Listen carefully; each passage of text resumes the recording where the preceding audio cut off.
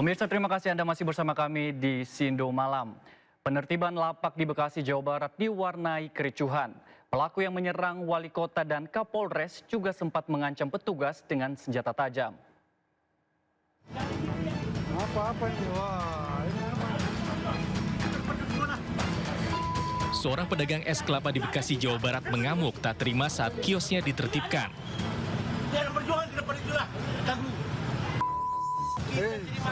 Situasi semakin memanas saat pedagang menodongkan senjata tajam ke petugas, wali kota, Kapolres hingga Dandim. Awas Pak, Pak Wali. Pedagang ini mengklaim kiosnya berada di tanah miliknya. Menurut warga, peristiwa penyerangan oleh pedagang terjadi saat wali kota menggelar bersih-bersih reklame dan penertiban pedagang bersama Kapolres dan Dandim. Sampai jam 10-an dah, jam 10. Itu penertiban apa sih Bang sebenarnya? Penertiban Baleho doang sih. Oh, baliho ya. Plang kayak plang nih. Oh, yang ngerusak ini ya Yang visual. pemandangan dah kurang lebih pandang. Kalau Pak Wali agak jauh. Agak jauh. Yang anggota-anggota aja. Nyerang golok gitu. Sajamnya apa sih, golok atau apa? Golok. Tadi bawa sekarang golok nama itu.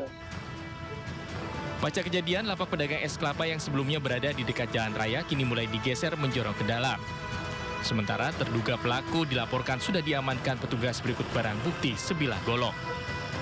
Sementara itu hingga kini pihak kepolisian Polsek Bekasi Utara dan Polres Metro Bekasi Kota belum bersedia memberikan keterangan. Dari Bekasi, Jawa Barat, Rahmat Hidayat, iNews melaporkan. Viral di media sosial, seorang pemuda di Makassar, Sulawesi Selatan pamer senjata tajam. Karena aksi meresahkan, warga dan juga polisi meringkus pelaku. Utara anti kandar. Nah, mana? Tata nih kandai ya. Utara. Seolah panglima tempur, aksi pemuda di Makassar, Sulawesi Selatan buat geger usai viral memamerkan senjata tajam pada busur di pinggangnya. Muhammad Aril, 19 tahun yang bekerja sebagai buruh serabutan ini berakhir ditangkap Jatanras Polrestabes Makassar. Ia tak mampu mengelak usai 6 anak panah busur, 1 gunting hingga pisau berhasil diamankan polisi sebagai barang bukti kepemilikan senjata tajam yang disalahgunakan untuk memprovokasi satu kelompok. Pelaku mengaku melakukan hal tersebut karena iseng untuk menghiburkannya di grup aplikasi pesan. Namun apes, video tersebut disebar di media sosial oleh rekannya. Hasil interogasi daripada yang bersangkutan bahwa ini iseng-iseng saja sebenarnya.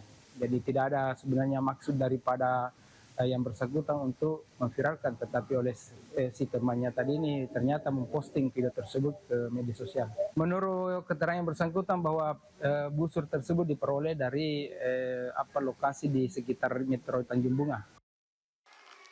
Akibat perbuatannya, pelaku terancam kurungan penjara 7 tahun terkait kepemilikan senjata tajam. Dari Makassar, Sulawesi Selatan, Syahrul Adiaksa, iNews melaporkan. Pemirsa, kita beralih ke informasi lainnya. Akibat curah hujan tinggi, akses jalan menuju Pelabuhan Muara Baru, Penjaringan, Jakarta Utara terendam banjir. Akibatnya puluhan sepeda motor yang nekat melintas mogok.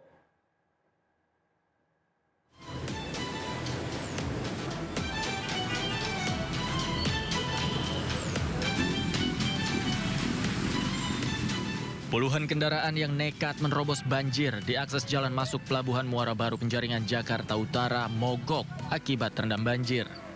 Banjir yang menggenangi akses jalan menuju Pelabuhan Muara Baru ini akibat hujan deras ditambah dengan tingginya air pasang laut. Aktivitas sejumlah pekerja pelabuhan menjadi terhambat akibat banjir tersebut. Bahkan sejumlah pekerja nekat menaiki tembok pagar agar bisa melintasi banjir. Akses jalan menuju kawasan pelabuhan ini menjadi langganan banjir apabila curah hujan tinggi. Dari Jakarta, Sofyan Firdaus, iNews melaporkan. Pemirsa, sambil bercanda di hadapan Yusuf Kala, Gubernur Pramono Anung mengaku tak mau masuk gorong-gorong untuk membersihkan sampah. Sebagai gubernur, Pramono memilih bekerja dengan otaknya untuk menyelesaikan banjir di Jakarta. Gubernur Gubernur Pramono Anung bercanda di tengah aksi bersih-bersih sampah di Cipinang Melayu, Jakarta Timur kemarin pagi.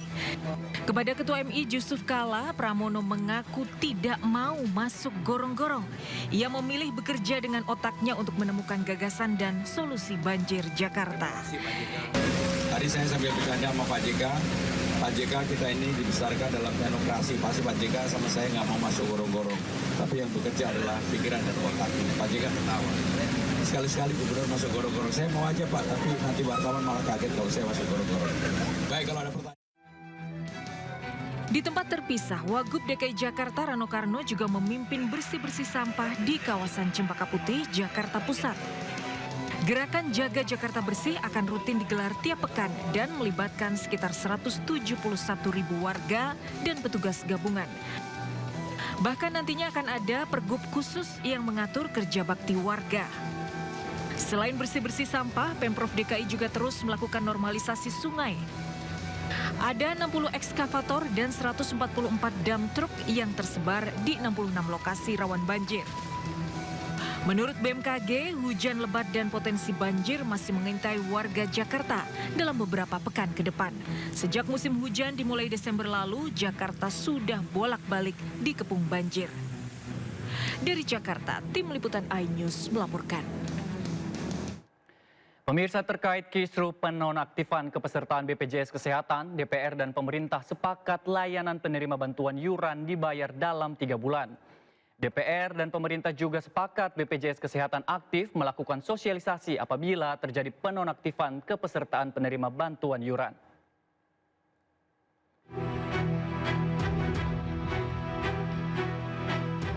Pimpinan DPR RI memanggil pemerintah membahas penonaktifan kepesertaan BPJS Kesehatan segmen penerima bantuan iuran jaminan kesehatan. Rapat ini dihadiri Menteri Sosial Saifullah Yusuf, Menteri Kesehatan Budi Gunadi Sadikin, Menteri Keuangan Purbaya Yudi Sadewa, dan Direktur Utama BPJS Kesehatan Ali Gufron Mukti. Wakil Ketua DPR RI Sufmi Dasko Ahmad mengatakan, Dewan Perwakilan Rakyat RI bersama pemerintah menyepakati dalam jangka 3 bulan ke depan semua layanan kesehatan tetap dilayani dan jaminan kesehatan nasional segmen penerima bantuan iuran dibayarkan pemerintah. Dasko juga mengatakan DPR dan pemerintah sepakat dalam waktu 3 bulan ke depan Kementerian Sosial, pemerintah daerah, dan BPJS Kesehatan melakukan pengecekan dan pemutakhiran kategori desil dengan data pembanding terbaru.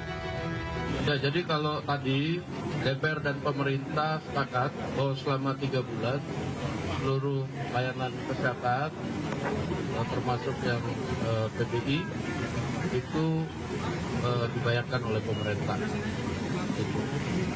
Tadi sudah sepakat, ini yang bagian bayar-bayar sudah oke. Nah, itu. Sambil kemudian pihak-pihak terkait dalam hal ini Kementerian Sosial, BPS, Kementerian Kesehatan itu kemudian memutakhirkan data terbaru dengan pembanding yang terbaru. Kemudian. DPR dan pemerintah juga sepakat agar BPJS Kesehatan aktif melakukan sosialisasi dan memberikan notifikasi ke masyarakat apabila terjadi penonaktifan kepesertaan PBI dan pekerja bukan penerima upah dari pemerintah daerah.